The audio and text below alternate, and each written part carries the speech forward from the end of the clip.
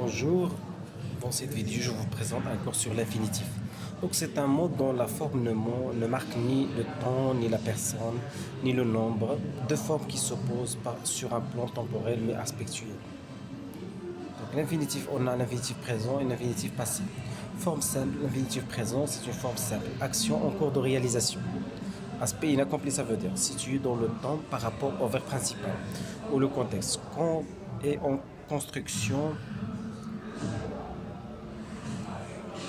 Action dénotée par l'infinitif et simultanée à l'action se situe dans le passé, le présent, le passé. Action dénotée par et postérieure au présent.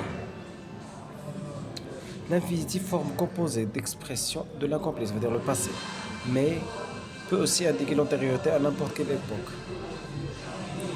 L'infinitif passé. Les emplois de l'infinitif, donc emploi nominal et emploi verbal. Première partie sera concernée à l'emploi verbal de l'infinitif, où l'infinitif est au centre verbal d'une phrase. Emploi verbal. Donc l'infinitif est le centre d'une phrase indépendante. Infinitif de narration, dans une phrase déclarative. Et je point de leur dire, introduite par la préposition de et possède généralement son sujet propre. Phrase s'inscrit dans une séquence. Contexte donne la localisation temporelle, crée un style soudain et rapide. On a un infinitif délibératif dans une interrogative, son sujet exprimé. Occourir. Infinitif exclamatif. Expression d'un sentiment vif, peut s'employer son sujet. C'est un sujet exprimé, disparition avec l'infinitif. On a aussi l'infinitif employé à la place d'un impératif. Et sujet de celui qui lit l'énoncé pour faire le portrait. Donc, rédiger un texte argumentatif, ça c'est l'expression de l'impératif. Rédiger un texte argumentatif, rédiger avec l'infinitif. Pour l'exclamation,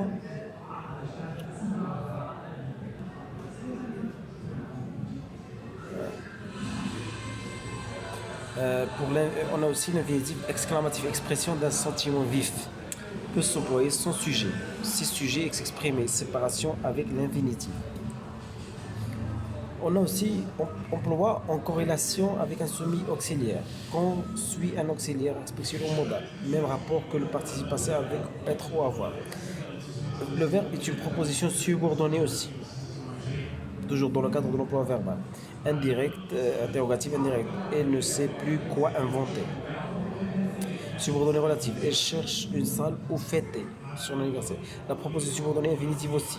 Condition à remplir. Il faut qu'il y ait son propre sujet. J'ai entendu des loups hurler. Ça c'est la proposition subordonnée infinitive. Infinitive est le centre du groupe ayant une fonction nominale. Donc emploi nominal. Infinitif comme sujet. Gémir n'est pas de mise. Parler, c'est parler est important. D'accord. Attribut du sujet. Souffler n'est pas jouer. Ça c'est l'emploi nominal. Il est attribut du sujet. Construction, complément du verbe. Construction directe.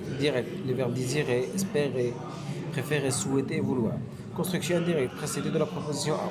Avec certains verbes de construction sont possibles, comme les mots. Complément du verbe impersonnel. Ça peut être aussi complément d'un verbe personnel. Il faut faire. Il faut travailler. Complément du nom. Je sais l'art d'évoquer. Complément de l'adjectif. Le restâme là jusqu'au matin. Incapable de bouger. Apposition. Charles connaît les goûts d'Emma. Aimer, boire et chanter. Complément circonstanciel. Robinson fit un effort pour s'asseoir. Complément circonstanciel. On a aussi un autre emploi de l'infinitif précédé d'un déterminant. Fonction comme un nom véritable. Quand il est introduit par un déterminant. Par conversion, entre dans la catégorie du nom. Certains prennent occasionnellement le rôle de nom générique. Le boire, statut nominal est limité et reste invariable. Il ne peut pas être introduit par n'importe quel déterminant.